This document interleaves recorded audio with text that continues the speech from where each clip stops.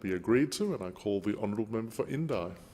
Thank you, Deputy Speaker, and thank you to the member for Kennedy for sharing those stories with us.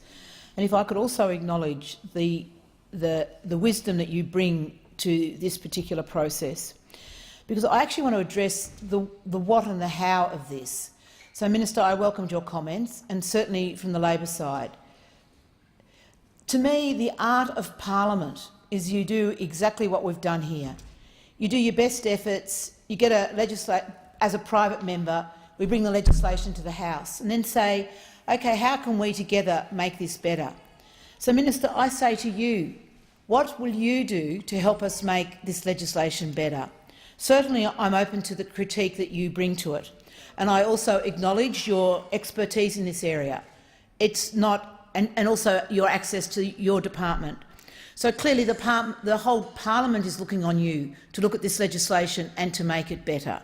I don't think it's appropriate at this stage to critique it in the detail, which obviously needs to happen. But today what we're asking for you is the higher moral ground. We're saying, what is the government going to do about this? What's the government position on this? And then what would it take for the government to come to what has been the most generous of speeches by the crossbench and Labor, to work together, to do what we know the Australian people want, is us to work together on a thing that matters to them, which is trusting the institutions. So, Minister, I'm really pleased that you're here and you're part of the debate, but my call to you is, can you please tell us what, when and how? And I pick up the member for Melbourne's comment about could we do it by Christmas, because we all know if this doesn't get resolved and we go to an election, how really bitter this will be fought out. And the stories that my colleague from Queensland tells us, the stories of corruption that we know are not very far below the surface, will all come to the fore. And we will spend ourselves arguing the detail and not do what we know the people of Australia want to do, is say, work together, work in harmony, because that's what we do. So, and the second thing I want to say is a little bit about why I'm so passionate about this. So the background for me is I'm a farmer by trade and inclination, and my profession is agriculture. And I really, really care about how that agriculture is run in this country. And I've had a lifetime of work with the Department of Agriculture and the public servants in it. So you could just imagine my enormous distress when I read the Moss review that came down recently. And I congratulate the Minister for Agriculture, David Littleproud, the member for Maranoa, in doing that review. But what it showed us of what is currently happening in the Department of Agriculture, which we love, about an industry that we farmers particularly care about, which is the welfare of our sheep and our livestock. And we could see that not only has the department not able to do its job, but people have been intimidated, and there's been a significant failure of the application of the regulations that needed to happen. So the main job for me, I think, of the government is to make sure that we make rules, we make sure that they're enforced and that the regulation happens. And in this live export, and I welcome the member for Farrer to Parliament for this bit, we've had a huge failing of regulation. And a commission that we're talking about is exactly what could have happened very early. The people who knew there was a problem could have gone to this commission and said, we've got problems here, we don't think it's corrupt, but things aren't working out, could you do an investigation?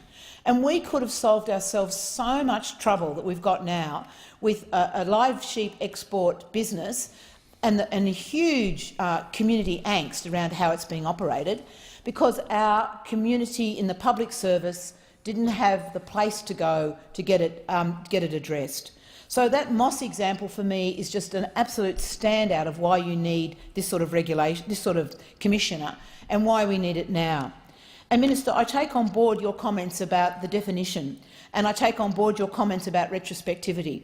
But if I could just make a little comment about retrospectivity and why it's in the bill, because I, for one, am not a fan of retrospectivity ever. But I know with corruption there's often history. There's not always, but there's frequently a story that needs to be understood. So if we don't give this commission power to actually look at the history, to look at the story, and then in part of that history of what we basically call deep-rooted corruption that has a past, we can't address it in the future.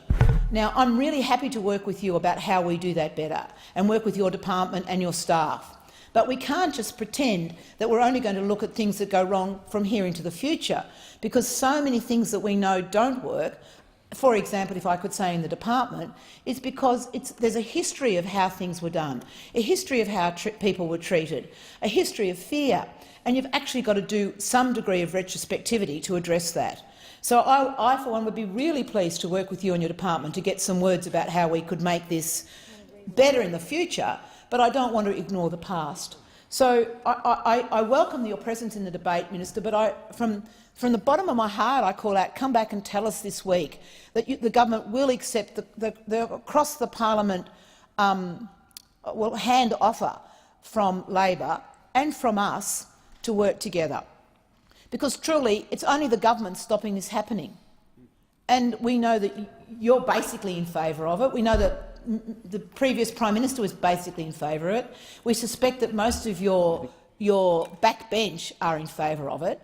So what we're asking for now is some leadership in how do we actually work together to get what the country wants, which is ability to trust us, that we can actually do and work in a way in this parliament that gives them trust in our processes and our integrity to work together. So I'll leave my comments there, but look forward to continuing the conversation with you.